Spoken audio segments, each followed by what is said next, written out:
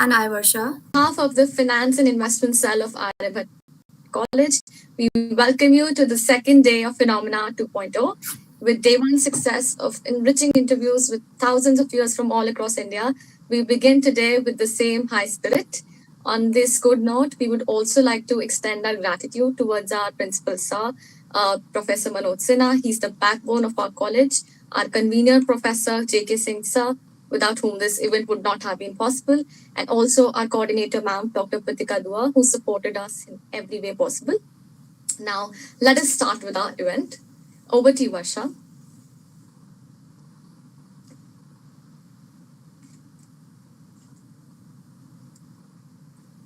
I guess some network issues.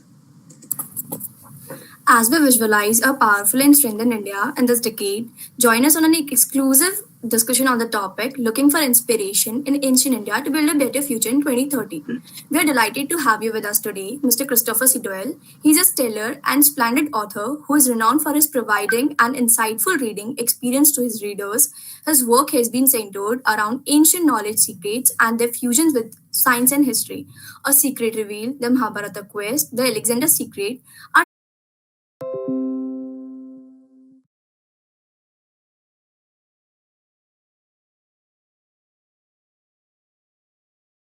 being crowned a king for 2 years.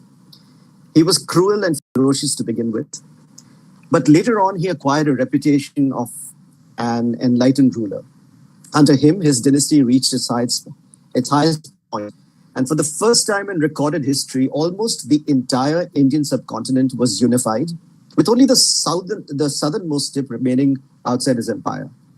He ruled for almost 40 years, and his rule was marked by peace and relative prosperity.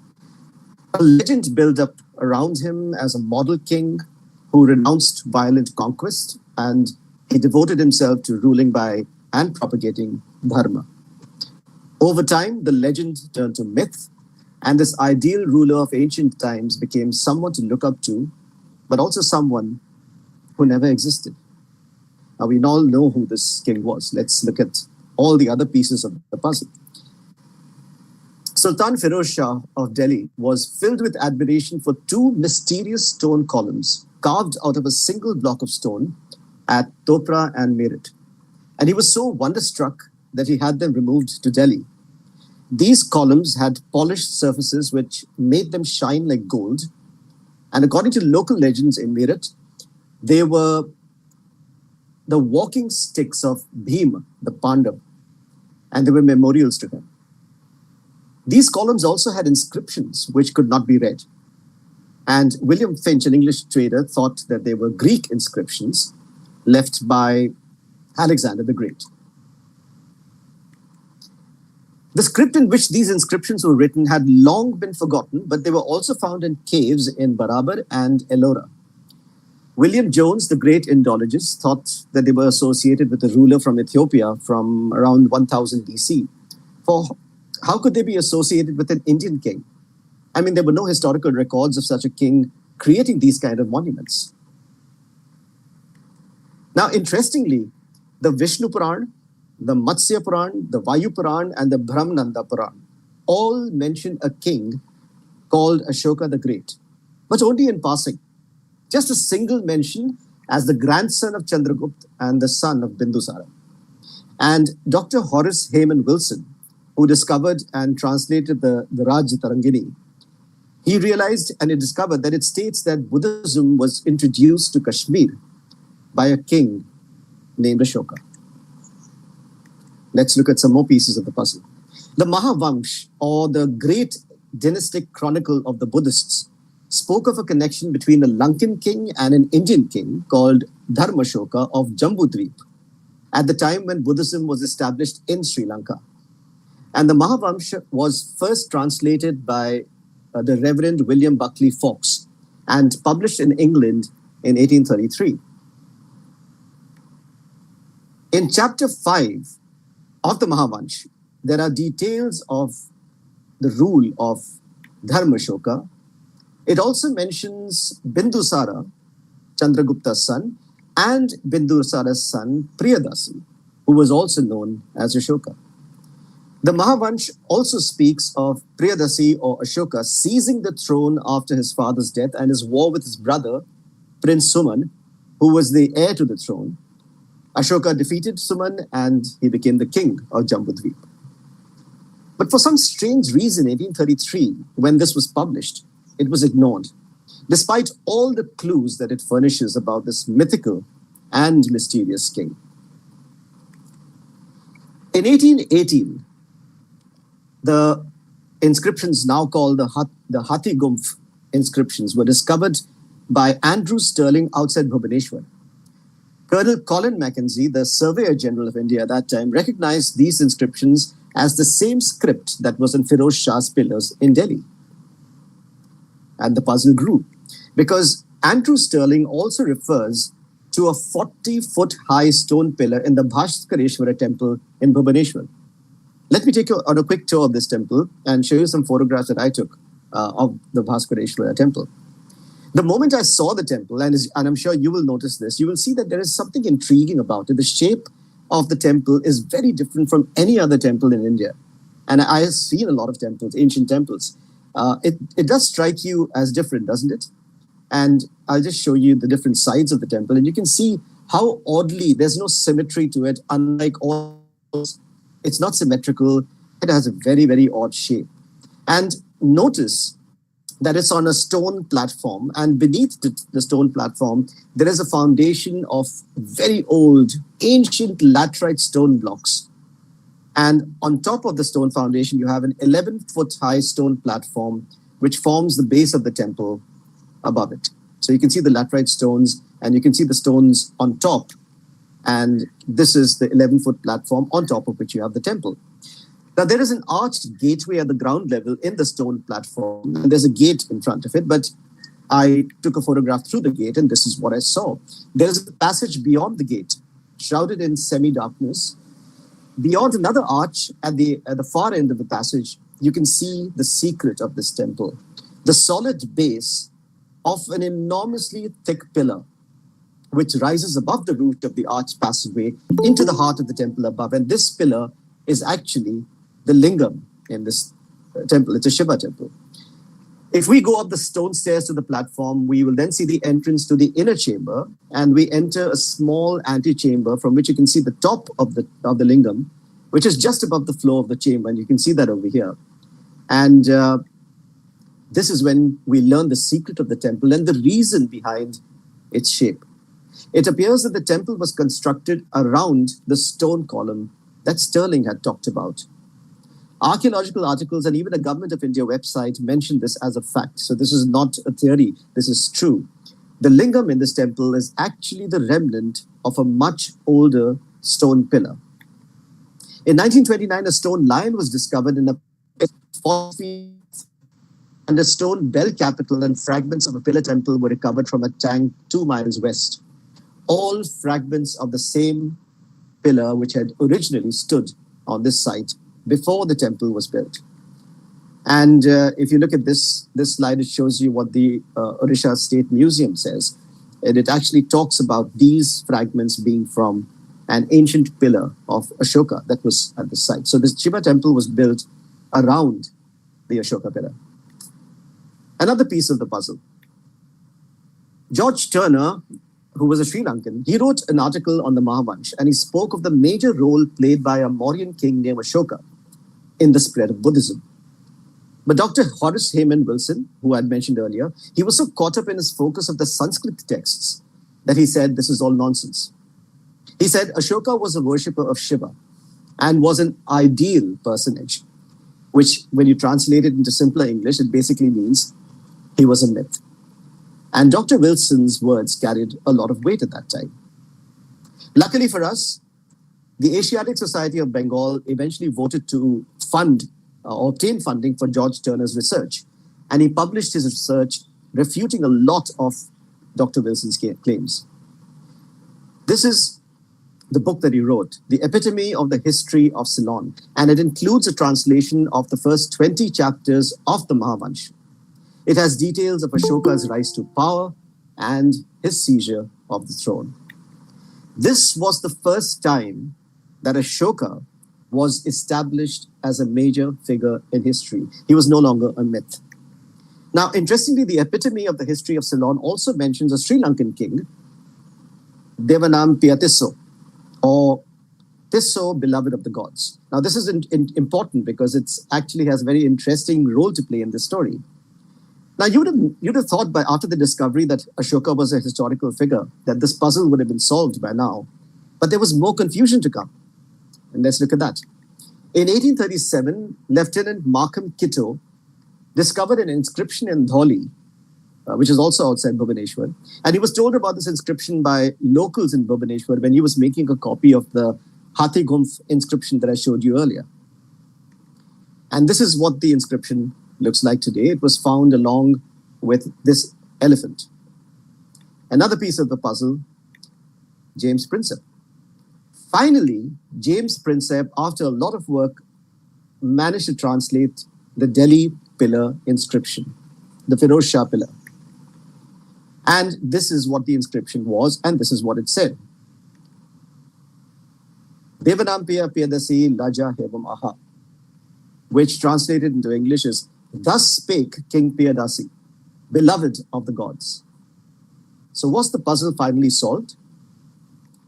Not really, because Prinsep, though he correctly corrected this inscription to Turner's epitome of the history of Ceylon, he incorrectly identified the edicts to be those of Tisso, the Lankan king, because his name was Devanampiya Tisso, and we talked about Devanampiya in this inscription. It was George Turner who, in 1837, after Prinsep's translation was published, he discovered a passage in a collection of Pali works which spoke of the inauguration of Piyadasi, the grandson of Chandragupta and the son of Bindusara. The dots were finally connected by George Turner, and Ashoka was identified as the author of these stone inscriptions. In 1915, the Musky Rock Edict was discovered, and it's reinforced the conclusion because the Musky Rock Edict is the only Ashokan edict that actually refers to Ashoka by name. It says Devanampiya Sa Ashoka Sa. Now, why have I told you the story? Maybe because I'm a storyteller, and maybe because I have a soft spot for Ashoka since he featured in my first published book, The Mahabharata Secret. But there's another reason, and I will come back to that later. There was a lot of science in ancient India. And as I've said earlier, I've researched the state of science in ancient times, and there's so much that I've learned and discovered, which I'm going to share with you now. Now, in Vedic times, there were no temples. If you read the Rig Veda and all the Vedas, the Rigs, Yajur, Sama, Veda, you will find that they are, and even the Atharva Veda, which is a collection of mantras, it's all about altars, not temples. And this is, for example, the Shenachiti altar, which is in the shape of a falcon. Now, what's interesting is when we talk about science is there's geometry in this because these altars were all made of 1,000 bricks in 5 different layers. And as you can see, the shapes of the brick are in different geometric shapes. You cannot translate this drawing into a real stone altar without knowing geometry. You just would not be able to do it. There were Shulba Sutras, which were written about 800 BC, also contain what sounds like the Pythagoras theorem and gives a value for the square root of 2. Let me show you. The Bodhyana Shulba Sutra, which is written around 800 BC, has this formula which is now known as the Pythagoras theorem. And please remember, this is 300 years before Pythagoras was born. The square root of 2 in the Shulba Sutras is 1.414215. Our modern value for the square root of 2 is 1.414213. Very, very, very close, right? The Sushruta Samhita, which is a collection of surgical procedures, it's a manual on surgery written by Sushruta, who was the first Indian surgeon, who lived around anywhere between 600 to 1000 BC, contains all kinds of instructions for surgery. And what's really fascinating, I mean, I could tell you a lot about it, but we have a time constraint. So I'm just going to tell you very quickly about one particular operation that he talks about, which is in plastic surgery, which is today still practiced in the 21st century. We call it forehead flap rhinoplasty. And don't take my word for it. If you go to the website of Columbia University, they talk about the same thing as well. Since we're talking about science, let's talk a little bit about physics. Let's talk about sound. Now, sound is essentially, I think we all know through our high schools, the high school science that we studied, we all know how sound waves and frequencies use resonance to have an impact. Sound does have an impact. And indeed, quantum mechanics tells us that all things in the universe are constantly in motion. They vibrate. Everything vibrates. Even objects that appear to be stationary and inanimate are in fact vibrating, oscillating, resonating at various frequencies. Resonance itself is a type of motion characterized by oscillation between two states. And ultimately, all matter is just vibrations of various underlying fields. Now, today in the 21st century, we have the technology now to use sound to suspend solid objects in midair. And we're all familiar with the common uses of sound in diagnostics. But that is not where it stops. High-intensity focused ultrasound, or HIFU, is approved for therapy with many applications. I'm just giving you a few examples on this slide. Kilohertz frequency ultrasound devices are used for tissue cutting and hemostasis, as well as for tissue removal. This is all using pure sound. We have sound being used for propulsion, and I'm going to show you a couple of very quick videos which will demonstrate this.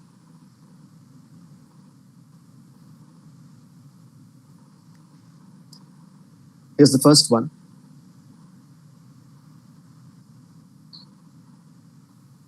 Now this is all being, these microparticles are all being propelled by sound. Their directional changes are all because of sound. Here's a second video for you.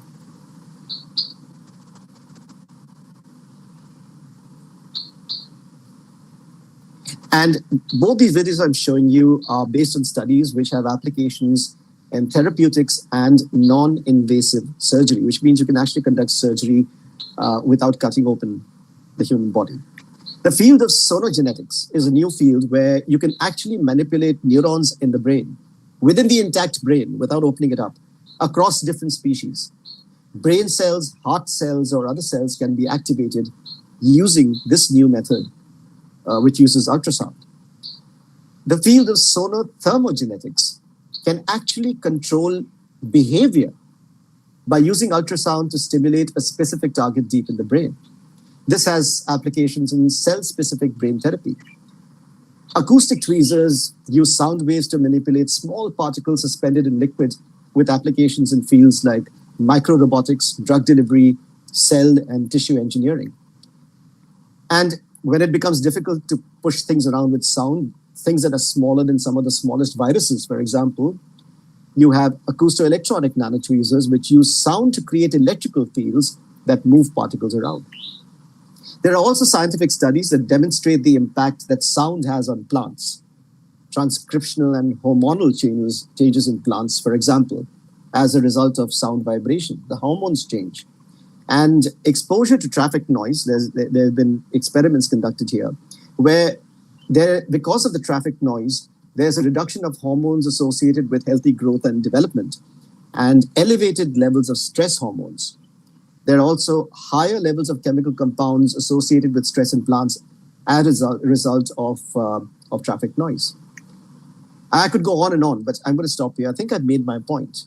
It is a scientific fact that we are only now beginning to discover and explore that sound has power that can be harnessed. Yet, there is still skepticism that sound can do wonders. And this is surprising, especially in the face of the fact that all matter is really a connection of frequencies. This is also a scientific fact. I want to introduce you to an inventor, an American inventor you may have never heard of, John Keeley. He invented machines that he claimed were operated by the power of sound using the principle of sympathetic vibration. These machines could lift heavy weights, they could power enormous engines, they could levitate metal balls, and even disintegrate rock. After all the scientific evidence that I've just presented, would Keely's inventions really be very far-fetched? Here are some photographs of Keely with his inventions. He said that these were sonic tubes attuned to the personal vibrations of the operators. Now, it sounds very funky, right? It sounds something that's out of fantasy. But John Keely set up a company called the Keely Motor Car Company because he wanted to build automobiles that ran on the power of sound. Unfortunately, he refused to divulge the secret of his technology. His investors pulled out, and his venture failed. He took the secret of his inventions to his grave. Let us now move from science to mythology. This is the Temple of the Magicians in Mexico. Legend has it, or you can call it myth, that it was built by dwarves. And they used to raise these stones to these heights by whistling, using the power of sound. Now, this is an interesting myth, right? But you must be wondering, what does all of this have to do with ancient India? For that, to understand what I'm trying to say here, let us turn to a story from the Srimad Bhagavatam. In Canto 6, Chapter 9, we are introduced to the story of sage Tvasta, whose son Vishwarup was killed by Indra, the king of the Devas. Enraged and seeking revenge for the death of his son, Tvasta decided to create an asur who would be born with the destiny to kill Indra. However, Tvasta made one error while reciting the mantras that would lead to the creation of this asur. It was a pronunciation error that, while it may seem very small, had a material effect on the outcome of the mantra, as you will see. So while reciting the mantra, instead of saying Indra, which is the name of Indra, the king of the Devas, Tvasta said Indra. And if you know Sanskrit, you know what's happening over here. But if you don't know Sanskrit, just this one difference in pronunciation, just the difference in the sound of the word that he uttered, resulted in the birth of an asur, whose destiny it was to be killed by Indra instead of killing Indra. This was the birth of Vritra, who was eventually killed by Indra, his thunderbolt. The power of sound. What if mantras could really give us this kind of power and we've forgotten how to use them? I mean, if we could forget the Brahmi script and the history of Ashoka after just 2,000 years, what about things that happened and existed 5,000 years ago or more? Like the Indus Valley civilization, or as it's more accurately known now, the Indus Saraswati civilization. These are some photographs I took from Lothal as an example.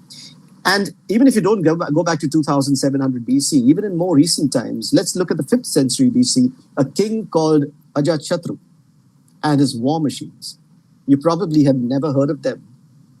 But according to legend and according to the Buddhist and the Jain texts from the 5th century BC, he had two kinds of war machines. The first was a kind of a catapult which hurled heavy pieces of stone. And the second was a chariot, which has been described as having the ability to rotate around a fixed axis. It appeared to have some kind of a self-driven machinery to propel it, because it has been described as being moved without horses or without a driver. And it inflicted destruction by means of a mace or maces which were attached to it.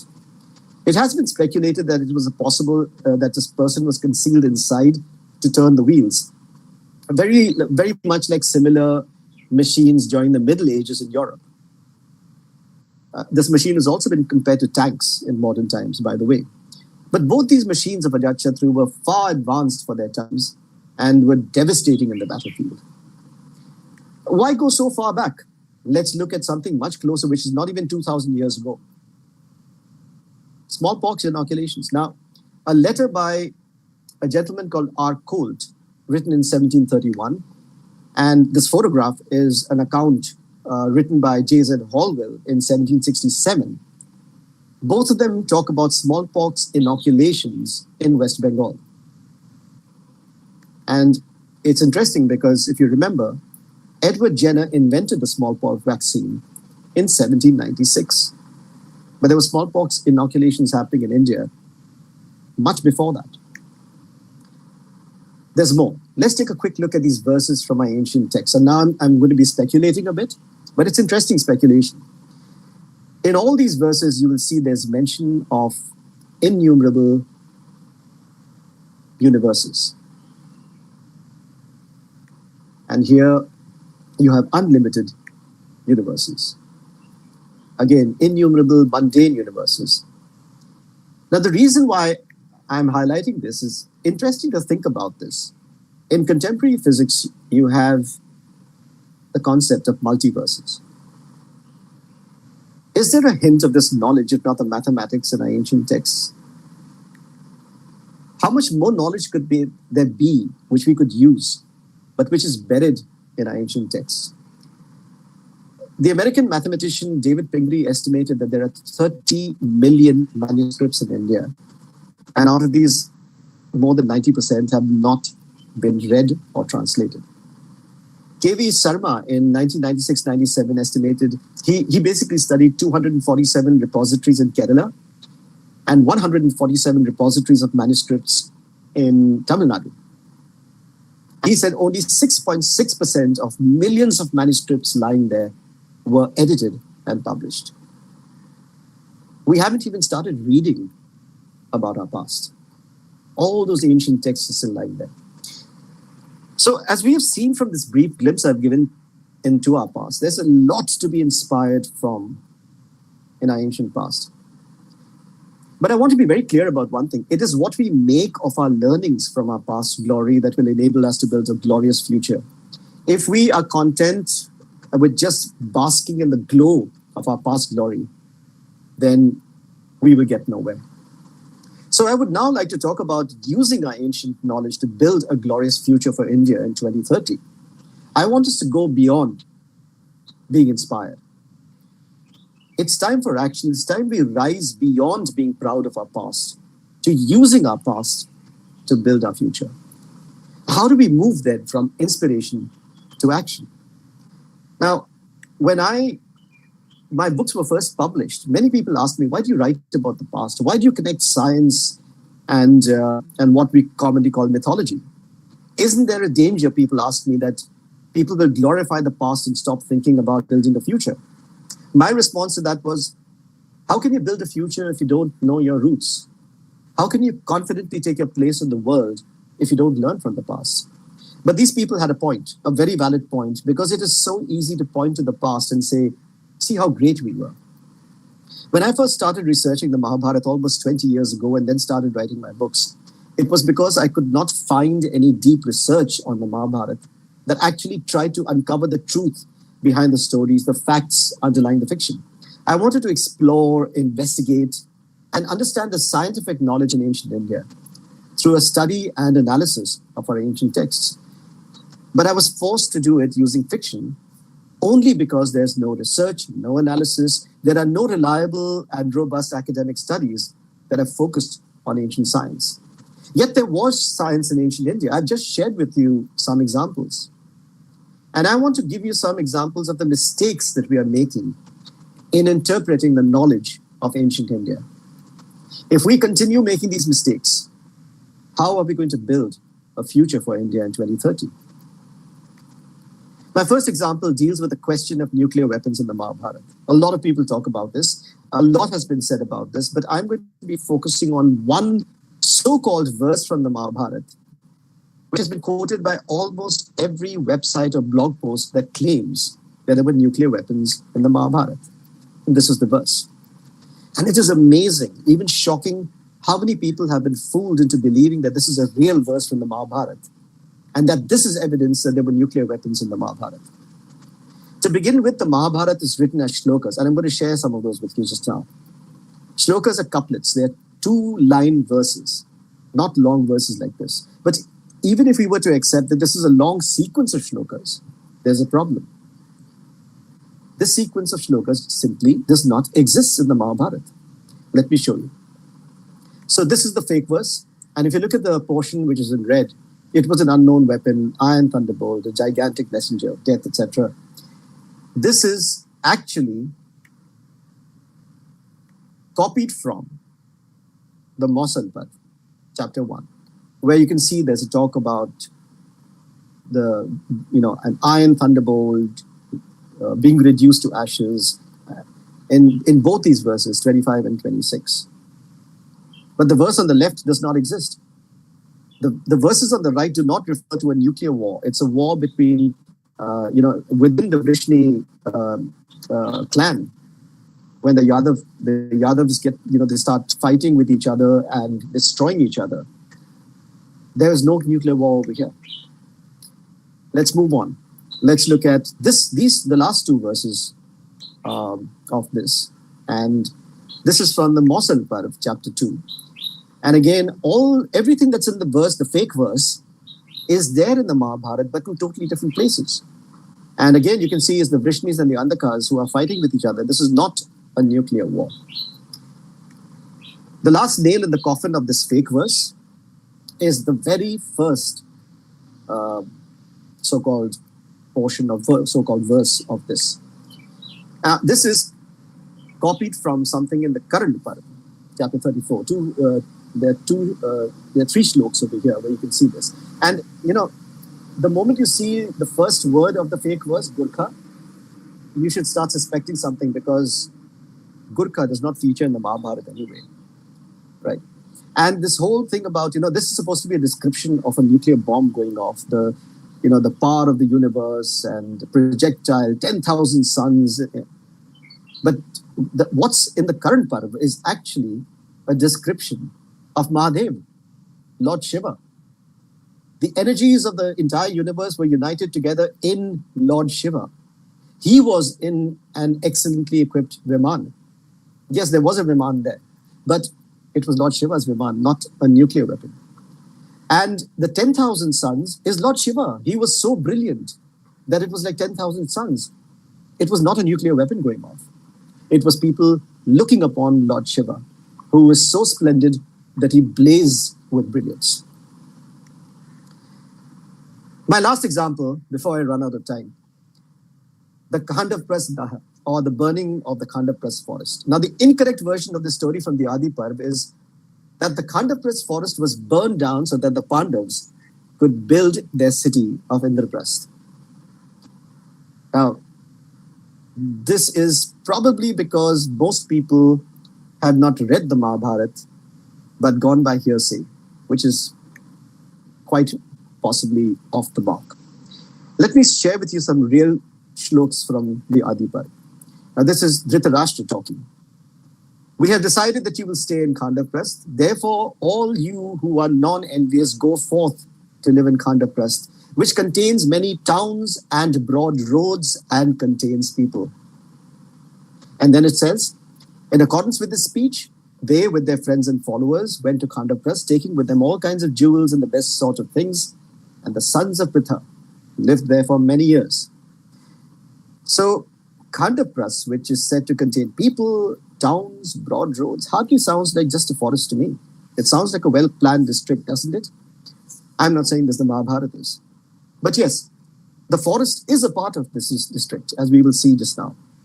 It's just that you can't just say that Khandavprasth is only a forest, a barren, desolate forest where the Pandavas went and then they burned it down to build Indraprasth. That is totally incorrect.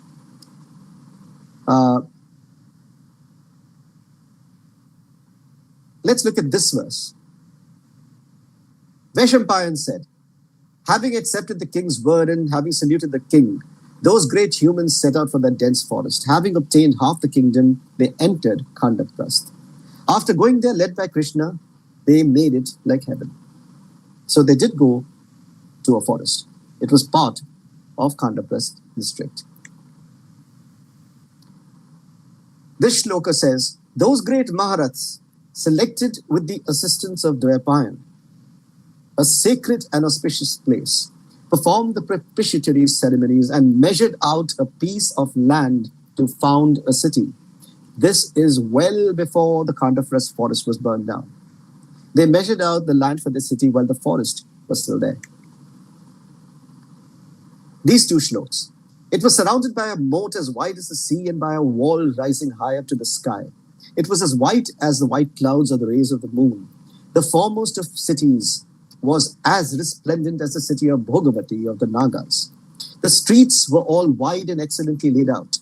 Adorned with innumerable white mansions, the city looked like Amravati. It looked like a mass of clouds charged with lightning. It came to be called Indraprasth. Now, all these shlokas that I have mentioned to you are all from the same chapter of the Adi Parv, and all of this is before the Khandaprasth forest was burned down. There's more.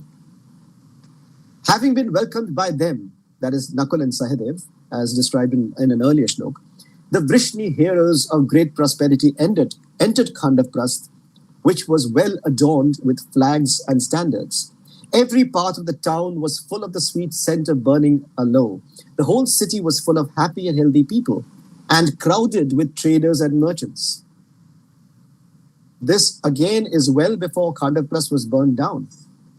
And I think it's pretty obvious that it was a thriving, prosperous, happy city, the city of Indraprasth or Khandaprasth. Choose it.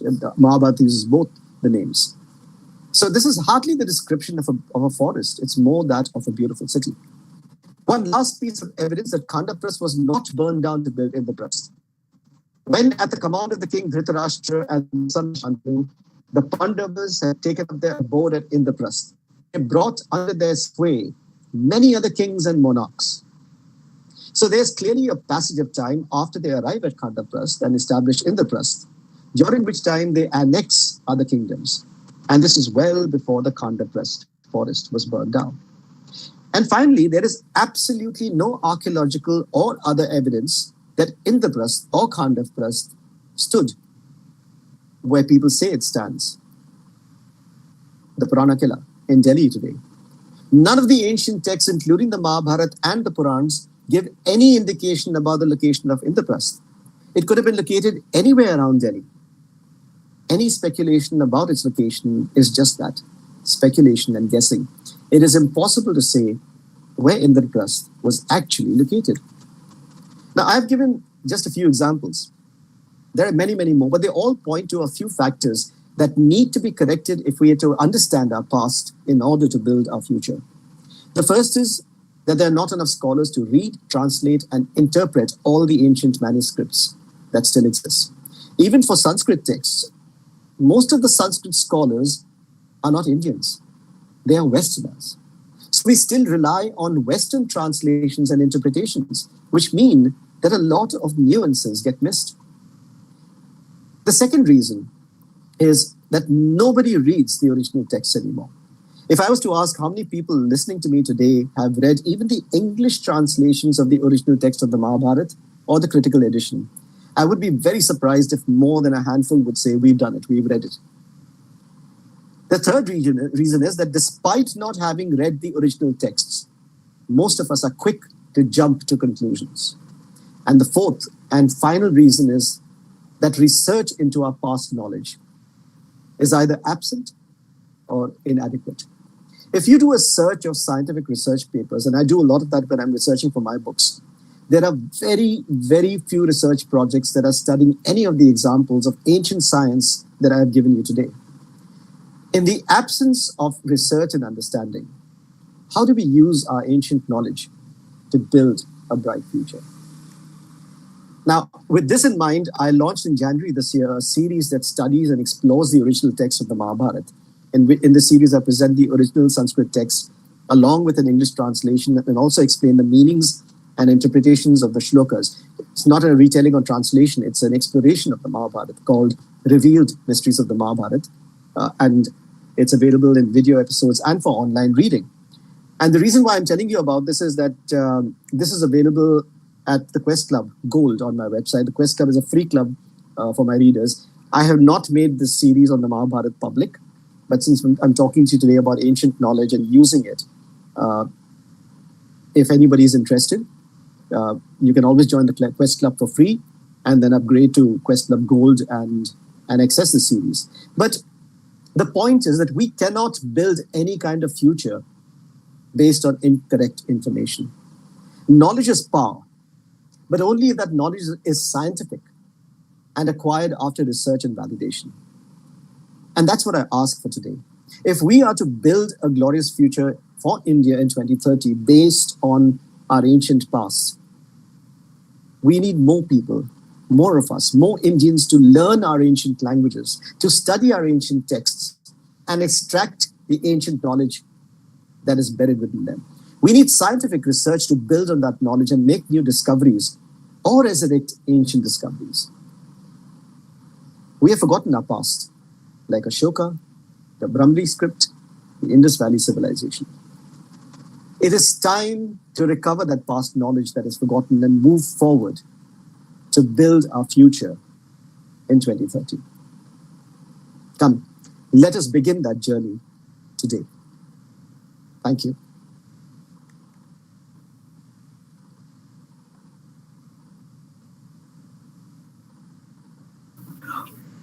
Thank you so much, sir.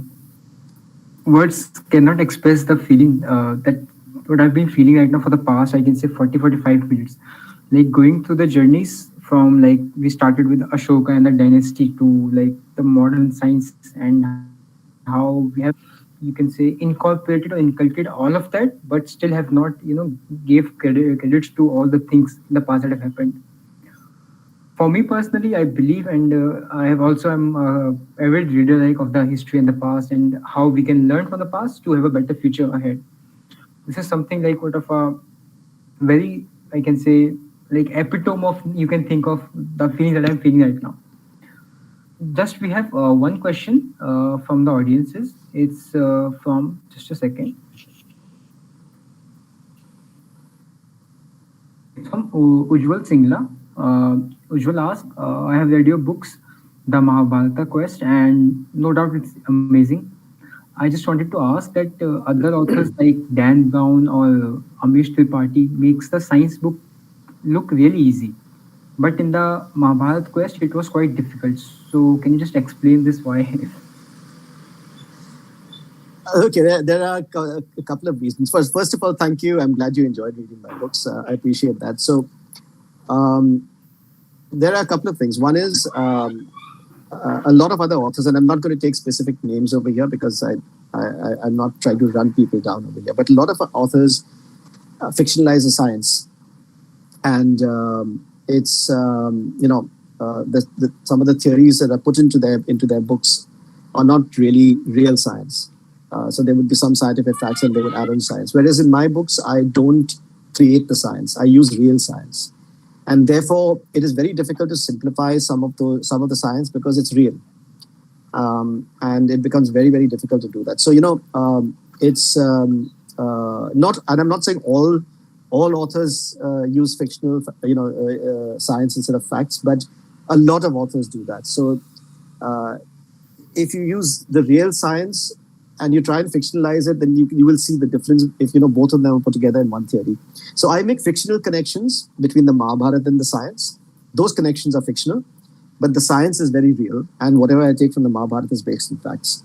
The second thing that would probably explain why the science in my books is a little difficult is that it's actually very easy to simplify it and dismiss it and just say. So, for example, let me take a common misconception. A lot of people say the Brahmastra is a nuclear weapon. It is not, right? And again, now, if I say the Brahmastra is a nuclear weapon, or I say the Brahmastra is not a nuclear weapon, how are you going to believe me?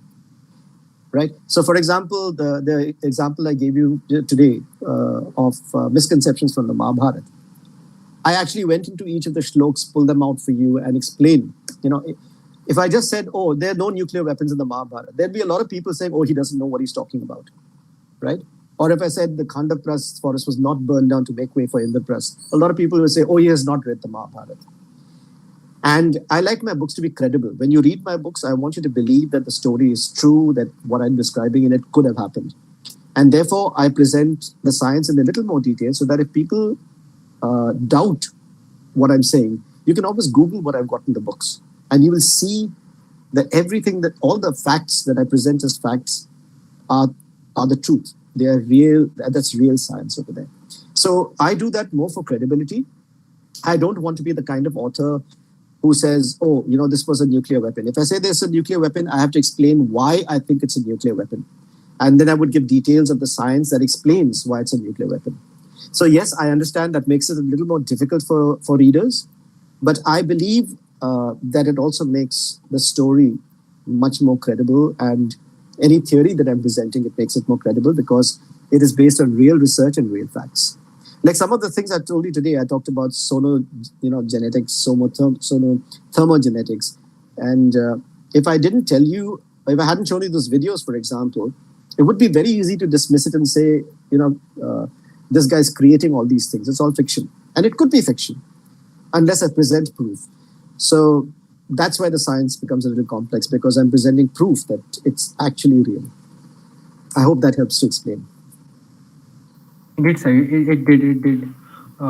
Again, thank you from my side, Jigyasa and Vasha, if you want to continue. Thank you so much, sir, again. Thank you. Thank you so much, Mr. Christopher. I'm sure all of us have gained new perspectives, and we are also going to speculate how we look at things and how to build a better future. Because you rightly said that we cannot build a future if we don't know where we come from. So definitely, thank you so much, sir. We are concluding this session with this. Thank you very much. Thank you so much, sir, for your presence. Thank you.